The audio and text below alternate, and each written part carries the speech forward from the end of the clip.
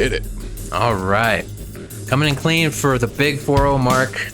Today we're talking about why you should let your kids play Fortnite, the problem with counting your NoFap streak according to the YouTube commenters, the real power of hip-hop according to Zuby, the pros and cons of productive procrastination, and why YouTuber Destiny believes that no college major is useless. I got something interesting I wanted to talk about too. A new game-changing productivity matrix. Ooh. Now on Man vs. World.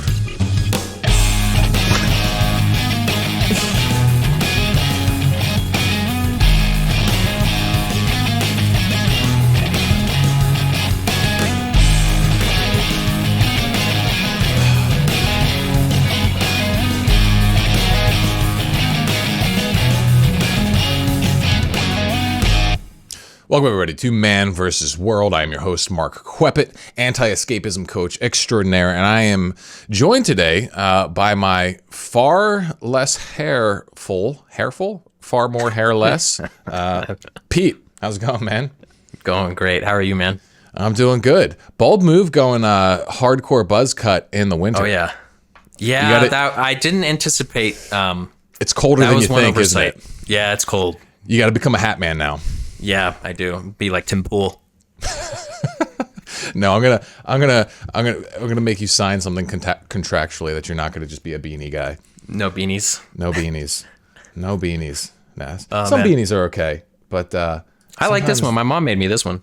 She made it for you? Oh, Yeah. That's pretty good. That's not bad. Yeah, it sticks Okay. to my head though. I'll pull it off. There'll be fuzz on it. Dude, that's the thing, is it comes like your hair becomes like this like Brillo pad thing. Yeah, it's funny. My hair's starting to get pretty wild. It's like, do I double down and go like full out, or do I, it's kind of like in the awkward stage where it's kind of just like I got like this like Jimmy Neutron quiff going on. And it's like, I don't know if you guys, it's like it gets curly at the top, but it's not curly at the sides. So it just like gets straight here and just becomes an afro on the top, which is very strange. I'm trying to see if I can figure out a way to work it, but we might be going short here soon. I might be joining you. So anyway, we got some cool stuff to get into today, and I wanted to talk to you guys a little bit about an idea that I've been playing with that has been pretty big for me. And I mentioned, points of it in the daily email, which if you're not getting, make sure you get it. Go to markqueppet.com, sign up, get on the daily mailer, because I put a decent amount of effort into putting out something useful to you guys every day. A lot of you read on it. Our, open rates are incredibly high for the audience that we have, like just compared to what other people get. So it means you guys must at least be looking at it. And I know a lot of you guys do like it. So check that out. But I'm going to go a little bit deeper in it today. And what it is a productivity matrix. Now, some of you might be familiar with this idea from Stephen Covey. And maybe in post we can put this up, like Stephen Covey's productivity matrix of urgent versus important work. But I've taken this idea and taken it a little bit further. In part, it was inspired by some of the work of Perry Marshall. I don't want to claim like I built this entirely on my own. He's got kind of his own thing, which is sort of like this, but I'm taking it a step further. And the way we do it, like the way we make a matrix, is just get a, box. It's like we got two axes, all right? And the two axes that we are dealing with here is the offense-defense axis, and then the intuitive versus the logical axis.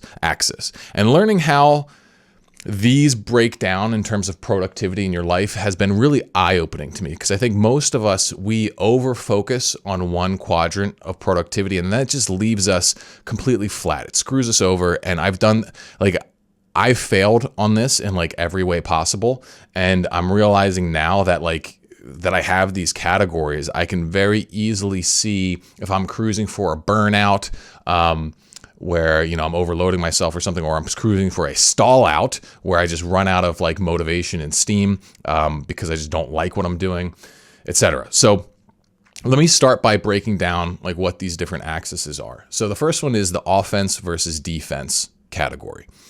So the way I see it is like we've got a lot of stuff we got to get done when it comes to productivity. Everybody's got like everything from basic home life chores to kind of like routine work with their job. And then they've got, the things that would really move the needle on their high level long-term goals, right? And the question is like, well, how do we do it all, right? Well, the first thing is to be able to separate out what's what. And that's what I do with offensive versus defensive. What I would call defensive work is any sort of productive action that keeps something that's already in motion. So this is anytime you are doing something that keeps a currently established thing going, you're playing defense. So me showing up, doing the show is playing defense. All right, because Man vs. World show, it's our weekly show, and that's what it is. Me writing my daily emails, that's defensive work. Me working with clients, okay, that's also defensive work. Also, any kind of home chores and stuff like that I have would also consider that defense because it keeps the house running. Same with the admin stuff. Now, offensive work, that's like that high level stuff that actually breaks new territory. It opens up new opportunities. So this would be the things like, starting to brainstorm a new business idea. For me, it would be making maybe a new marketing funnel, or planning out my the yearly plan for Self-Mastery Club or something like that. Okay, like these are the things that are unique, one-off projects that hopefully unlock maybe a new realm of a new domain of influence, new sphere of influence. And these offensive things can turn into things that you eventually defend through routine work, but it's like these are your conquering sort of behaviors. Okay. So that's offense and defense. Then we've got intuitive work versus logical work. So logical work is what we're all familiar with. It's kind of like to-do list items, but intuitive work operates more on the emotional plane. There's less certainty about what the end result is supposed to look like. You're kind of going into some sort of chaos and you're hoping to establish some sort of order there from it, but it's not 100% clear ahead of time of what that's really supposed to look like. And so if we're going to break this down, we get 4 quadrants. And so the first one would be intuitive plus defensive work. This is what I would consider to be like inner work, like daily inner work. It's like defensive intuitive work is like when you are maintaining your mindset, you're maintaining your emotional state. And so practically for me, that amounts to journaling. It means scanning myself and looking to make sure that I am processing any sort of, fears, doubts, worries, stressors that are coming up inside of me. And what you do is you just kind of sit down with your journal and you look and see, is there any kind of hooks pulling on me, any sort of emotional things that are bothering me? And if you don't do this kind of work, because a lot of people neglect this kind of work, you're going to get off balance, right? This is the kind of stuff I have to teach my guys when it comes to quitting porn a lot of times, because they don't do emotional processing. They're focused on all this, logical stuff of like to-do list items and goals and that sort of thing, that they don't account for, my wife said that mean thing to me and it's been really bothering me, or, I failed to get this promotion and now I'm really upset, or this girl rejected me, or whatever. And then that stuff festers, and then it leads to some sort of uncontrolled outburst where they, sabotage their success by, watching porn, going on some kind of escapism bender, etc. So making space for intuitive defensive work to keep your psychological state steady, I think, is absolutely essential. Okay, you need to have a time and a place for that. For me, I've got a morning and an evening slot, and sometimes even a midday slot for it. So the next one is, instead of intuitive and defensive, we want logical and defensive. This is our routine work that I was kind of describing. So that's the stuff I was saying. It's like me making these videos, doing admin work, that kind of stuff. Anything you're doing that keeps the ball rolling, you doing your 9 to 5, you taking out the trash. It's important stuff. It's got to get done. And big stuff can happen from this. You can get, if you're doing it right, there can be compound interest that accrues from these kinds of things. Like, if we keep showing up and doing this podcast, every once in a while, we'll get a clip or something that goes viral, and that's great. But it's rare that you're going to get the exponential growth from these kinds of things. It can happen, but it's usually not going to happen all on its own. And so this is where you need to start moving into the offensive realm. All right. And so if we look to logical offensive work, this is stuff that everyone's kind of familiar with. This is like your high level, most important tasks. So for me right now is we're getting a new sales video up, that hopefully we can run paid traffic to, and it can get people, buying and getting brought into our kind of like, world here, the Self-Mastery Club ecosystem more efficiently, effectively, and that sort of thing. Okay. For you, it might be exploring different kinds of, probably not exploring. It'd probably be more like you're going to study for this big test that you got coming up that'll give you an upgrade in your career. I know a lot of guys, they have like these professional certifications they need to get in order to unlock a new rung in their profession or whatever. Okay, that's the kind of stuff that usually takes a lot of work. It's hard. And ideally, with this kind of work, you are lasering it down one at a time. Okay, like you are very strict with how much logical and offensive work you are doing. If you are keeping that really clear and only taking one chunk at a time, then you can just take down these top level goals while putting a bunch of energy in like your routine work. So it's like making big high level progress while keeping your current system stable. And then this brings us to the intuitive and offensive work, which is, I think, where the real magic's at. This is the thing that most guys, I think, neglect. And the more you neglect this, the more you're really hamstringing your power. Because it seems on the surface like the least valuable of all of these kinds of work, but in my estimation, it might be the most powerful. And what I've come to describe this as is like vibe surfing. Okay, that's my name for it now. I gotta probably come up with a better name for it. But what you're doing is you're sitting down and you're saying, all right, I'm gonna be productive right now. I'm not gonna be scrolling the internet. I'm not gonna be playing video games. I'm not gonna be distracting myself with some bullshit. Instead, what I'm gonna do is I'm gonna allow my mind to ponder the questions, the passions, the challenges of my life, and then just explore. Just see what comes up, okay?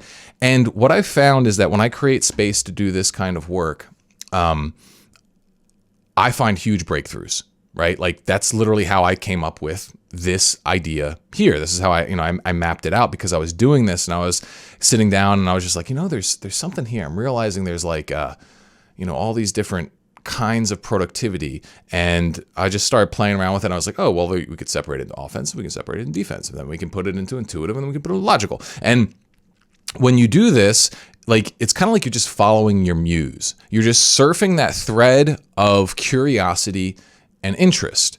And what's cool about this is that a lot of times we don't know what we want the most, and we have to almost stumble across it serendipitously. And sometimes life will create the circumstances for you to stumble across this serendipitously, but if you create space for it, you're going to get far more of those serendipitous moments. And so the way I have it set up is like in this kind of morning and evening sort of journaling time, if I'm doing relatively okay, I don't have any defensive intuitive work to do, I don't have any emotional processing to do, instead I give myself the permission to just dream, to scheme, to play around with stuff, to explore, niche ideas. And this is where I think you're going to find all your best business ideas. This is where you're going to find your personal breakthroughs. This is where you're going to find your hobbies. This is where you're going to find your unique insights on your current situation and where you want to go next. I just think most guys, they don't ever do this because they just think that, if I got this downtime, I might as well just do what's going to be most stimulating, which is going to be video games or surf the internet or, whatever. But really giving yourself this kind of intuitive space to think about what could really move the needle on your life, you're going to find all sorts of treasures in there. So, Pete, what do you think of this? Does this make sense to you? Yeah, I like it. It's hard to make time for that. I find, at least. So I'm wondering how you do that, because I know you're a busy guy. it's realizing that it's fun, frankly. It's like, it's instead of like other kinds of recreational downtime, like me just like letting myself just sit and vibe out. Just like think about the things that I want, think about my dreams, think about potentials and stuff like that. It's exciting because you come up with all kinds of really cool ideas. And sometimes what you'll find is, a problem, like you can give yourself permission to slow down and approach a problem from a completely different angle. Kind of like you create this moonshot scenario where it's like, well, what if I just took like a really crazy chance here? It's kind of like, this is where your like mad scientist laboratory exists. And everybody's going to need this to different degrees, depending upon who they are, what their goals are, and what kind of person they are.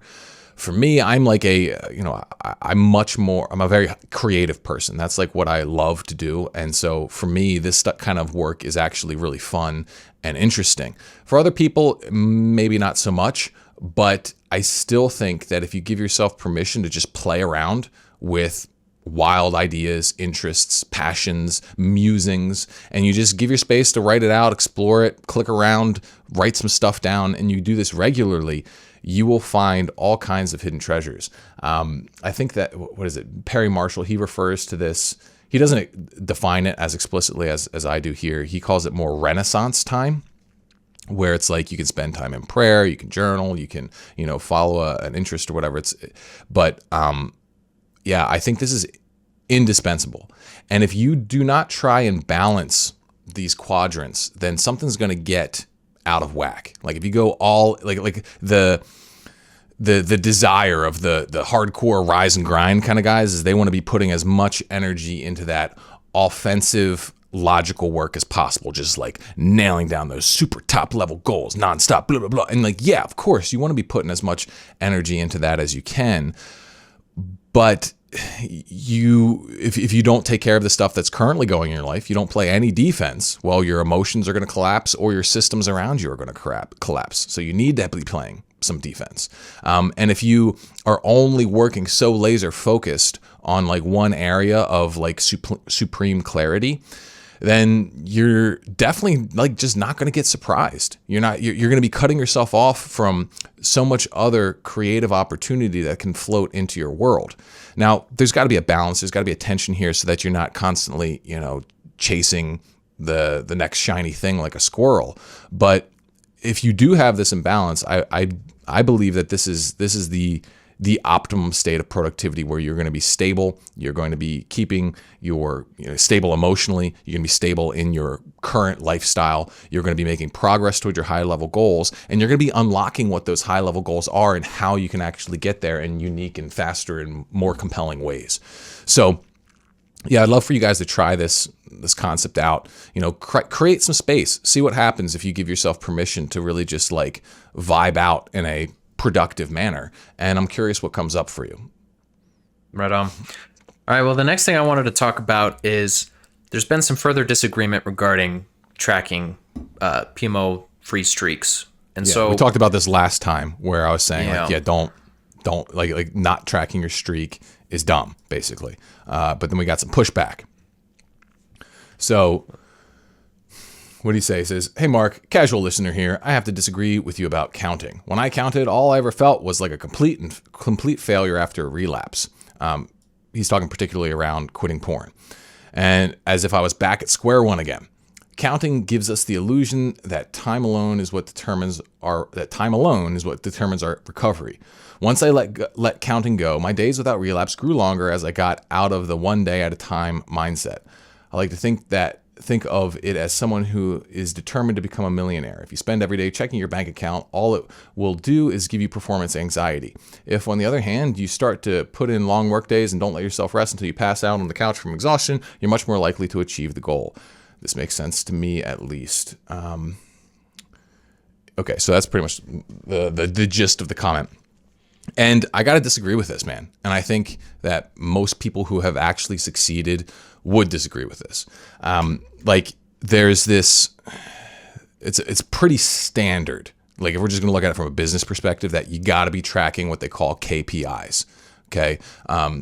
what are those? What's that stand for? Key Performance indicator. performance indicators. That's right. So it's like, if you're not looking at your KPIs, like key performance indicators might be sales, clicks, click-through rate, stuff like that. Well, you're not going to be able to respond to trends. Bottom line, you're not going to be able to say, oh, I've been doing this, but my views went up, but my clicks and sales went down. What does that mean? If you're not looking at that, you're never going to be able to ask that question. Okay. So from a business perspective, it's generally horrible advice to not track stuff. You have to, if you really want to maximize money, you want to become a millionaire, you want to look at the numbers, because the numbers will tell you what the most efficient path to becoming a millionaire will be. Usually, if you put in a lot of effort, that's great. But if you're not putting in the right effort, then you're not going to get anywhere. Even if you're putting in really, really hard effort, there's plenty of people out in the world who work super freaking hard and they make minimum wage. Okay. And so it's like, you want to up the income, you got to be looking at the right numbers and try to constantly be asking yourself with those numbers, because that's what they are. They're like ways to ask yourself questions of, how can I shift this? How can I make this number go up? What did I do to make this number go down? Okay. So just practically speaking, I think that's wrong. But let's talk about the emotional component, because I think that's probably where most guys come from, is that this idea of like, oh, if I track my streak for quitting porn and I relapse, well, it just makes me upset. It makes me mad at myself. It just makes me ashamed, and that's not helpful. It's like, well, if you're looking at it and it's making you feel that way, yeah, I would agree. That isn't helpful. But the problem isn't the tracking. The problem is your mindset. It's the way that you're processing the data that you're looking at. So, for example, if you relapse, all right, you can look at it as, oh, this is an indicator that I suck. Well, yeah, of course you're going to feel bad. All right. Just don't look at it that way. Okay. Like, what I got to teach guys in my course, my Reforged Man course, is like, listen, when you relapse, that's a profound opportunity. It's a profound opportunity for you to go and analyze exactly what happened. What did you do? What was going on? What did you think that led to the relapse? Okay. We write all that out. And then we ask ourselves, well, if I was in that exact same situation again, what could I do differently to make sure that I get a different result? What could I do differently? What could I think differently? What kind of words do I want to feed myself? What sort of actions were available to me that would have, addressed my underlying emotional issue or circumstantial challenge better than using porn? Okay. So practically speaking, like, you're completely shooting yourself in the foot by not looking at areas where things are going wrong. Like, how could you ever expect things to improve if you're not analyzing and adjusting your approach, right? But we can take this even deeper, because really what's going on here is there's an identity issue. And this is a huge, huge piece, I think, of masculine development as a whole, just human development as a whole, where if you've followed my stuff for a while, you're going to be familiar with this, but it bears repeating. If you tie your sense of self to your performance, then you will always feel insecure, unless you're at those rare moments where you're, on top of the world and really winning. But even if you have that situation where you're winning constantly, eventually that high wears off, and that status is going to stop meaning so much to you. So when you tie your worth to your status, you're basically signing up for a roller coaster, where when you do good and you get good results, you feel good. And when you underperform or you fail to get the results you're looking for, you're going to feel bad. And so it's like this constant, like, hey, down, and it's like, if you apply this to quitting porn, then you're going to relapse every time that you feel low status. Every single time you don't make the money you want, you get rejected, whatever. If you associate your worth with that status, all of a sudden you're not worth the effort anymore, because your status dropped, so your worth dropped. You stop being worth the effort of staying clean, treating yourself well, and then you pretty much just want to escape yourself. You want to escape the experience of being yourself, and that's what drives escapism, okay? So how do we fix this? How do we flip this? Well, you got to learn how to tap into your sense of dignity. You have to decouple your status from your worth. Your worth is something that's immutable. It's something that you can't change. You don't get better if you do good things. You don't get worse if you do bad things. Okay? Like, your fundamental worth, you have to view it as untouchable. It's unconditional.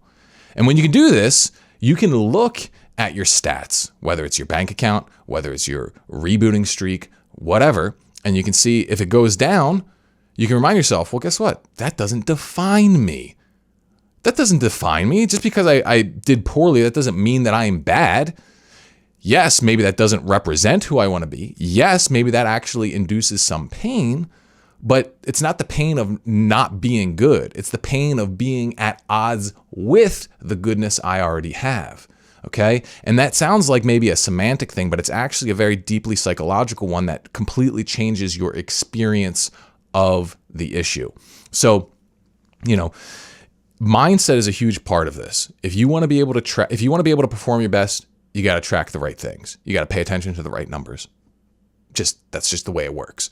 But if you want to be able to do that without hating yourself in the process, you have to have a detachment from those numbers and realize they do not define you. No single fucking variable can define your worth and goodness as a man. And so the more tapped in you are into the unconditional worth that you have, the more objectively you can look at the results in front of you. In many ways, that's what a marker of mature masculinity is the ability to look soberly at the true measurable realities in your life and then not abandoning yourself if it's not what you want. Okay? It can be challenging to do this. A lot of guys, they've just been indoctrinated into this conditional worth mentality for forever. But if you undo this, you unlock an insane amount of power to transform your life. So hopefully that helps clear up any resistance around this concept. If anyone's got any more issues, please feel free, drop a comment. And if it's a good one, I'll probably respond. There we go. Right on. The next thing I wanted to get your take on was the real power of hip hop, according to Zuby. Let's check it out. If on the flip side, you took a community and the things that are considered cool are doing drugs or selling drugs or having a criminal record or going to prison is considered cooler than going to university. Having 5 children from 5 different women is considered cooler than having 5 children from one woman and so on. Then you're going to get more people emulating that behavior. Again, especially young people who are most likely to be influenced. So I know that there are millions and millions of people who fall into different categories on this on all sides of the spectrum and across different races and ethnicities and nationalities and so on. But I think the real power of hip hop, the messaging, is its ability to shape and influence what is considered cool. And I think anyone who's a fan of hip hop actually knows how influential it can be, right? If you're a teenager and you're a rap fan, it's going to influence the way you dress, maybe the way you speak, the slang that you're using. It doesn't mean that you're going to go and imitate and mimic every single thing that you're hearing a rapper say on record. But I would absolutely be lying if I said that hip hop didn't have, of course hip hop had a massive influence on me. Yeah, I think this is an interesting point, right? The sulfur industry is worth nearly 30. Autoplay.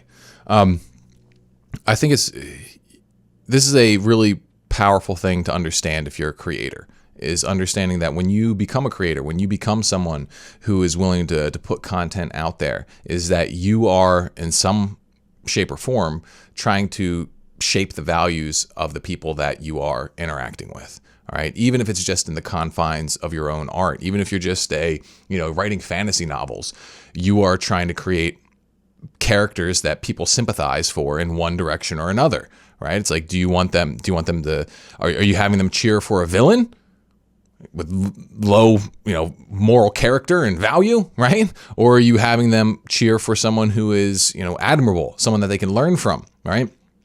And so I think it's cool that Zuby, has that attitude around this. And I think we gotta look at this. This is something that I've been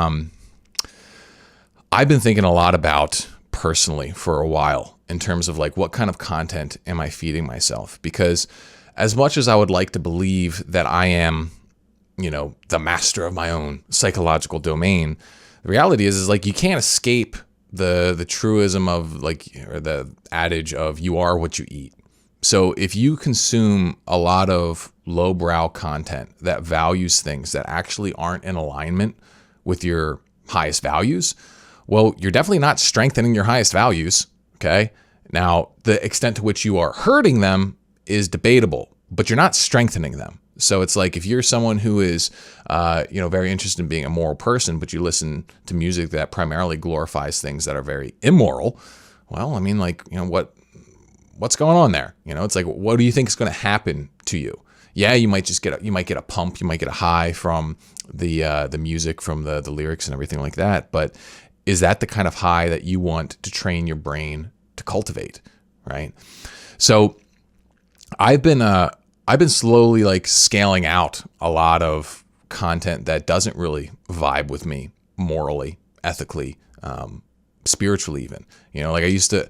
I'm a fairly big metalhead, and I don't do the super satanic stuff anymore. I used to like not care. It's like, who cares? It's like I can't even understand what they're saying because like, but after I thought about it, it's like, what am I saying when I listen to this? Like what am I unconsciously signing off on? And even if it's like a rather trivial thing, I had to come to terms with the fact that it doesn't necessarily make me feel in alignment. I'm not clicking on something that feels like it's reinforcing the man that I want to be. And so some of this kind of stuff, it might seem, it's probably not top priority for a lot of people. There's probably other much bigger things to address in their life first. But if you're looking for really optimizing yourself, then you got to take into account opportunity costs. So it's like, for me, it's like, if I'm listening to music every single day that does not morally align with who I want to be, or is at least isn't even morally adjacent or ambiguous, it's outright counter to my morals, and I do that every day, like that's, 365 times where I'm clicking like, yes, I would like to be flooded with something that is completely contrary to the narrative that I want to play out in my life. And I got to think, well, what if I didn't do that? I do a year of alternative clicks where I either put on some white noise or some music that is at least adjacent or, at least not contrary to what I value. Then what happens? I have to assume that there's going to be some beneficial boost from it. And so, yeah, man, like this is one of those things that it's a hard conversation to have, because I don't want to come across as like this like puritanical prude where it's like, yeah, don't listen to anything, blah, blah, blah. Because like I think there's a space to be able to artistically appreciate all different kinds of things. Like you could watch Breaking Bad and you can enjoy the show. You can think it's like an artistic, wonderful thing. But, at the end of the day, what it's doing is focusing on the story of someone who chooses to become evil. Really. And maybe it's worth it to do a few of those stories, but it seems like since that time period, for me, just looking at like Breaking Bad, like I remember it was like Breaking Bad, Sopranos, what was that show? Boardwalk Empire. I watched a lot of those kinds of things, and I just, I got the message. It's like, oh yeah, if you live in a world without pursuing goodness and you just become selfish and seek power and that sort of thing, it's going to get violent. And yeah, maybe the story is interesting, but there's nothing soul affirming in there, at least for the most part. There's always subplots and stuff where they have some good people and just getting shit on usually by the evil people in the stories. But I don't think I walk away empowered in any way. At best I walk away with some diversion. I get to walk away appreciating some good writing, some good cinematography and things like that. But it's not something that I would say is lifting me up. And so you got to come to that point in your own life and figure out like what sort of content's going to serve you, what sort of music's going to serve you, what sort of narratives are you going to allow into your head? Because bottom line is you don't need to allow everything in. It's your job to curate your cognitive stream. And the more you optimize that for the kind of life you want to live, the kind of emotions you want to have, the kind of relationships you want to build, the better all around you're going to be. So it's not a trivial question, but it's one that's I think it's one that's you do have to think about today, especially with just the level of production value and social interest and everything that goes into a lot of content that is just in many ways reprehensible. And you just got to figure out, is this really worth it? Is this really making your life better or not? The next thing I wanted to show you is this clip where Destiny, the YouTuber, says that, quote, no college major is useless. Let's go ahead and check it out. Do you agree that some majors are useless? I'm just curious. No major is useless. Some majors don't make money, but people talk about like useless majors, like Okay. the only point of college is to make money. Right. Like, It how can I- Comes down to ROI. When we talk about ROI, the return part there of that investment, the return can be cultural. We need art majors, we need history majors, we need English majors. It's an important part of having a functioning society. College shouldn't just be a jobs training program. There should be other things that we learn and we have like exemplified in society as well, I think. Do you? So I agree with his overall point, but then you attach a massive price tag to it, and you got to ask is that cultural gain worth that price tag? Is it worth particularly going into debt over? That's where I'm very questionable, where I question it a lot, because with the way the internet is, you can learn all that stuff if you want to, right? And is there a lot of power and a lot of value in learning in a structured environment where you have access to professors and things like that? Yeah, there is. There's a lot of value in that. I like the liberal arts, when taught well, is incredibly, what do we want to call it? Like it really expands your horizons. I remember, for example, I took a writing course on Hemingway in college that completely transformed the way that I understood art. Because Hemingway, I just would try and read his books in the same way that I would read like a regular fiction book, like a fantasy novel or something like that, like something more light. I'm like, oh, this sucks. But then I took this class on it, and I realized that the way Hemingway writes is that it's kind of like the iceberg theory of literature, where he only gives you the tip of the iceberg in the writing. But what you can learn to do is you can learn to look at, okay, here's what he said, but what else does that imply? What is he not saying? What is this little lot, like this character making this admission really mean on the psychological level, on the cultural level? And you realize, holy shit, this is deep as hell. There is so much more to this than what I, picked up at first glance. And so that was incredibly powerful to see and to learn. But I don't know if investing, like going into massive debt, like hundreds of thousands of dollars in debt or tens of thousands of dollars in debt, is worth that lesson. What I would rather see is greater sophistication in our common cultural art, right? Like going back to our conversation earlier about the stuff that you consume. It's like you can get a liberal arts degree or the equivalent of it, I think, if you just have a good YouTube selection. If you just watch good history podcasts, you watch some psychological channels, you watch some stuff that goes over the literary classics, stuff on philosophy. There's so much free content out there. And heck, you could even buy a course, okay? You could even join a cohort. Chances are there's someone who's running a course out there on something that you're interested in, and you can probably get it for $100 or so, maybe a few $100, maybe even $1,000. All right, if you're really interested in something, but we're not talking the tens of thousands of dollars that you're going to be spending on tuition. So it's I think the real liberal arts thing, in the past, it was if you had the means and the finances, you could go to college and you could get really cultured. Arguably, you can still get that today. I would say it's arguable because it seems like the institutions are getting rather corrupted by a lot of the weird woke shit, and all the best lessons aren't even being taught anymore, sadly. So it seems like that sophistication of character is now a voluntary thing that you have to take upon yourself, unless you just got money to burn, and you can get yourself into a really good program. All right, the next one I wanted to talk about is I found this great video on the problem with personal knowledge management systems like Notion, Obsidian. I know you use some apps like that. When I brought this up, though, it sounds like you know this guy, right? Yeah, actually, Sam Matla. He's a buddy of funny. mine. So it's hilarious that you stumbled across this on your own. I'll have to give him a shout out. But let's see what he has to say.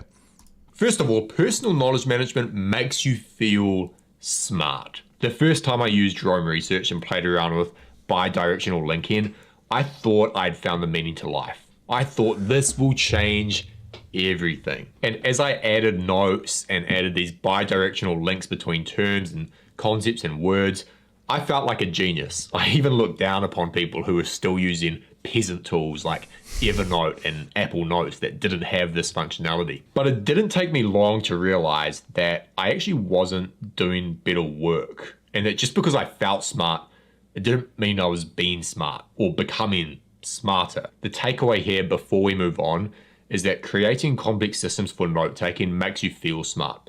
Feeling smart is a good feeling, but just because it's a good feeling, it doesn't mean that we're doing good work or even doing work at all.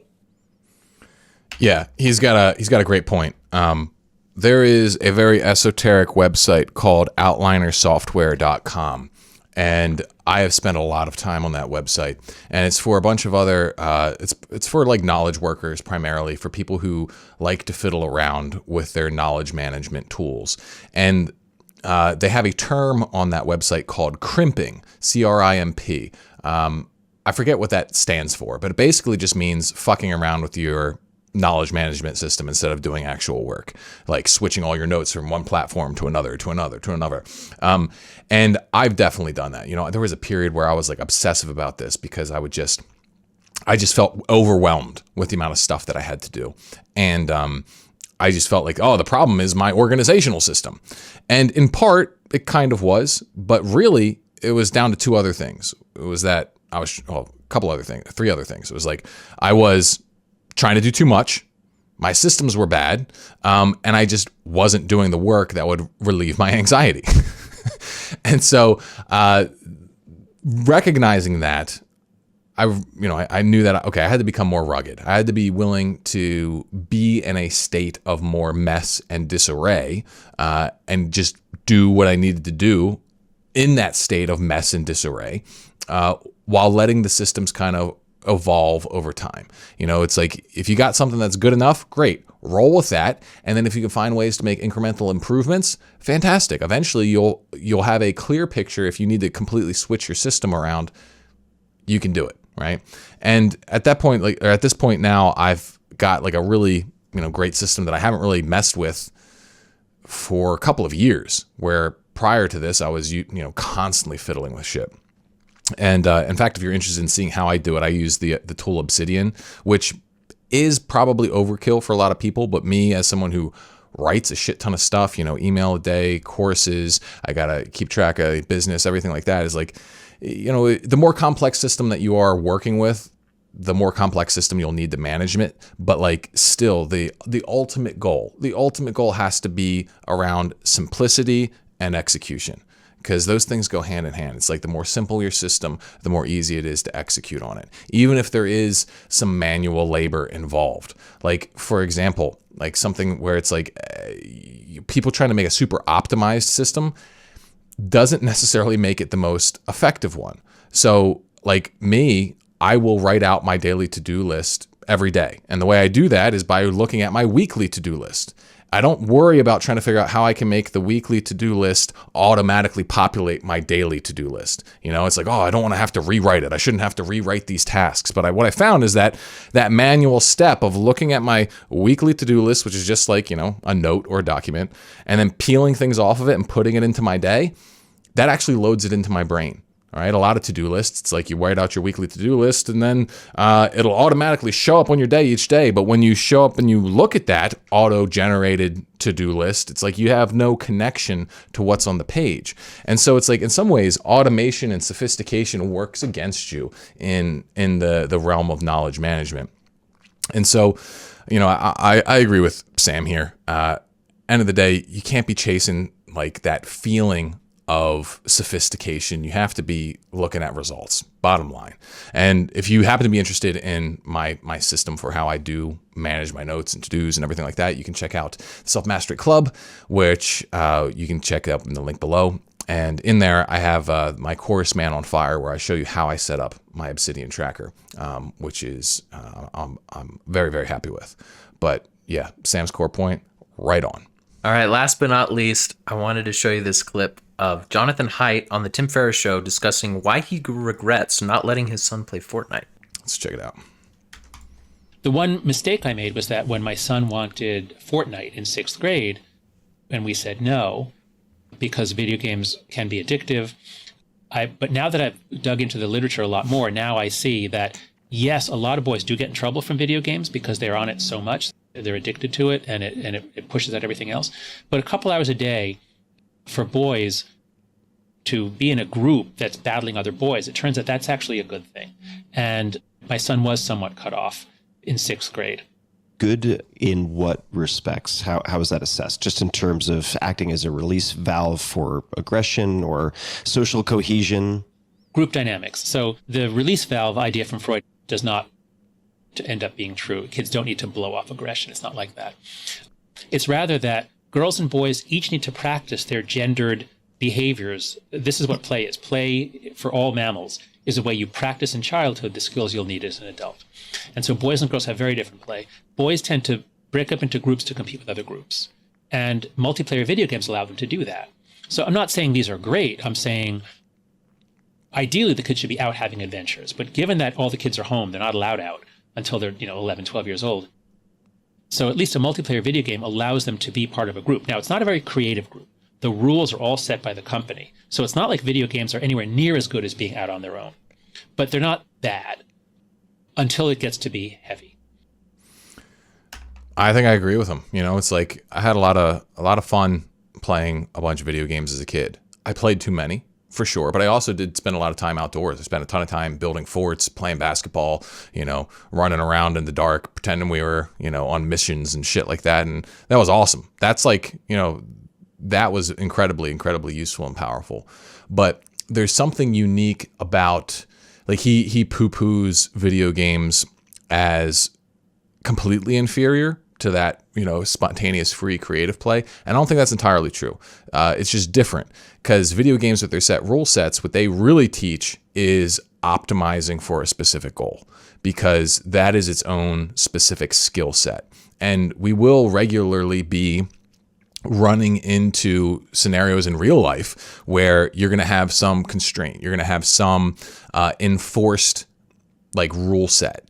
And you want to be able to be the guy who, quote unquote, breaks the meta. All right. Like in any kind of like online competitive game, there are some strategies that are going to be more popular than others. There are going to be some strategies that are more powerful. And this is what is called the meta, or the meta game, which is, I'm going to learn how to use this combination of positioning and weapons in Fortnite that is going to give me a completely unfair advantage over my, the guys I'm fighting. And real life works this way, right? And learning how to identify the meta and break it, do a broken build in real life is essentially what we're all looking for. You're looking for that unfair competitive advantage. And people who are trained to look at that, to try and find that, to optimize around that, they're the people who are going to be doing that constantly. And the game of life is going to be constantly shifting metas. Like, these competitive games, they actually what they do now is like, you can't really fight the fact that there will always be some set of strategies that boils to the top. And to keep the game from getting stale, they'll go in and they'll tweak the variables. They'll make one gun less strong, or they'll change the layout of a map or something like that. And so all of a sudden there's this scramble to find the new meta. And that happens in real life all the time with technological innovation. It's like, the internet broke the meta for marketing.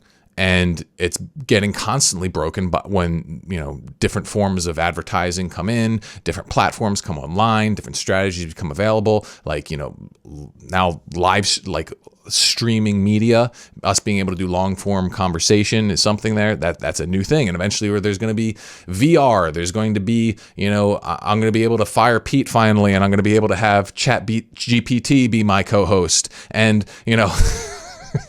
it's always going to be evolving. And if you're not willing to play that game of evolution or even look at it, then you're going to be behind. And so I do think video games help with that. And are there downsides to them? 100%. But there's definitely upsides as well. You just got to make sure that it's put in the right place. But if you're beyond, being a kid, you really want to be focusing on playing the real game of life, right? That's what you want to be doing. Video games can't be your main thing anymore. It's like, I'm out here playing my real game of life. I'm out here making a podcast. I'm out here trying to build a business. It's got its own meta to it in this digital landscape. And I'm trying to figure out how to get my unfair advantage. Same sort of thing that I was trying to do way back when I was a kid, trying to figure out how to, get more headshots in Counter-Strike or whatever. So you know, be willing to find the value in these different things. And we're in a weird time where what's normal keeps getting shifted. And if you're willing to evolve along with it, stay on your feet, continue to think, you're going to be able to come out on top. So with that being said, if you're looking for some strategies to help you do that, make sure you check out the Self Mastery Club. Make sure you check out the training that I have below. The new, I guess, I don't know if the new training will be up by the time that this video is out. Maybe it will be. So make sure you check it out. And I'm going to help you get off porn. I'm going to help you find productivity. I'm going to help you become the man that you are meant to be. So make sure you check it out. Awesome. Well, that's all I got for you guys this week. Thanks for hanging with us, guys.